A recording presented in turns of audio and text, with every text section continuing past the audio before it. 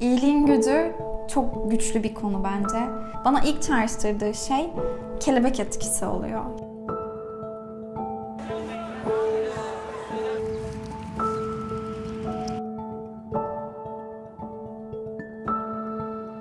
Sizin dünyada yaptığınız ufacık bir değişim, dünyanın bambaşka bir yerindeki bir insanın hayatını değiştirebiliyor. Ve bu güç o kadar fazla ki aslında bunun farkına olmadan yaşıyoruz.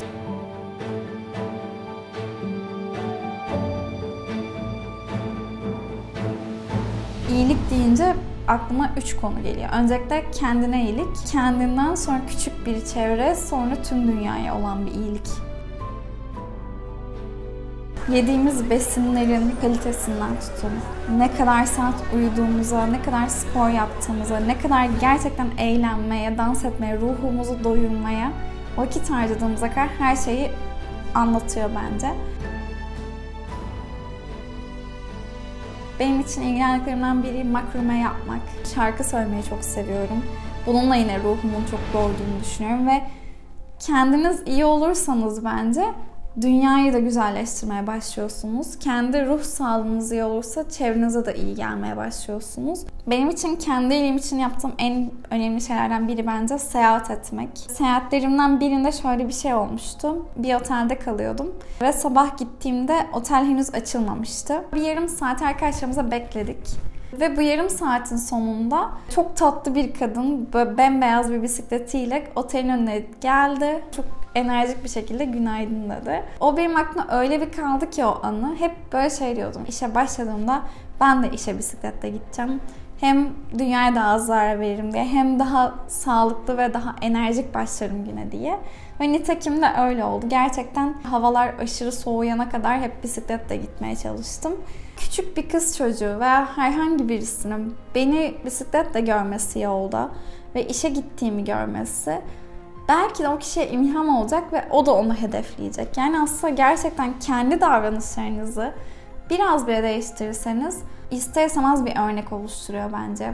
Toplum için yapabileceğimiz en önemli şeylerden biri de bence lokal marketlerden, lokal mağazalardan alışveriş yapmak çok önemli. Aynı şekilde bu sürdürülebilir moda markaları da olabilir.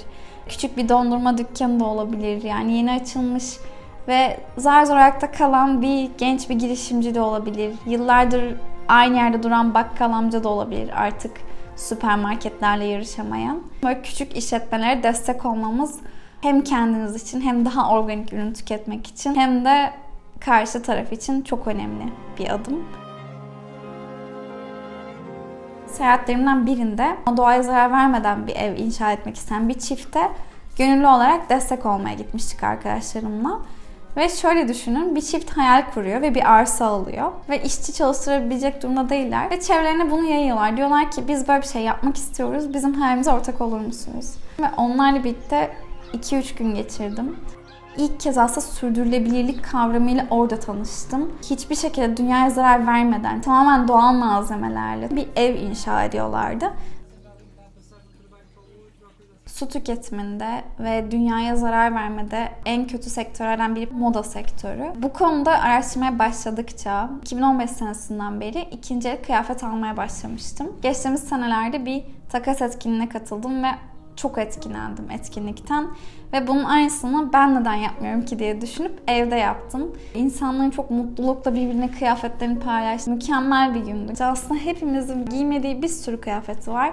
Ve bunu aslında birbirimize değiş tokuş yaparak bile tüketimimizi sıfıra indirebiliriz. Ve binlerce litre suyu harcamaktan kurtulabiliriz. O yüzden böyle ufak ufak şeyler, yani o gün belki de etkinliğe gelen 10 arkadaşım ve daha sonra YouTube'da paylaştığım 2000 kişi, en azından birkaçı üstüne bir kıyafet arkadaşım yani al senin olsun demiştir.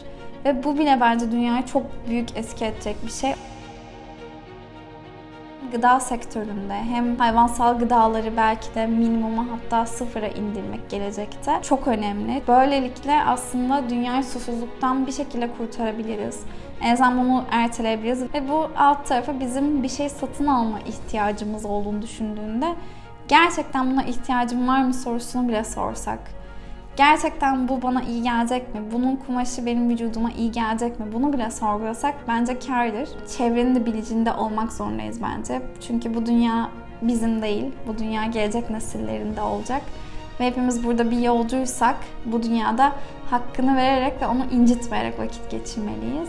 Bu YouTube kanalını aslında o yüzden açmak istedim. Ekipmanım yok, hiçbir şeyim yok. Yani sadece bir mikrofonum var ama arkadaşlarımdan ekipman ödünç alabiliyorum. Kendimce iyi olduğunu düşündüğüm her şeyi burada hem ana olarak paylaşmış oluyorum hem de birilerinin hayatına belki ufak da olsa dokunur. Belki de ben de o bisikletli kadın gibi birisinin hayatına, benim hayatıma etki edildiği gibi etki ederim ümidiyle buradayım.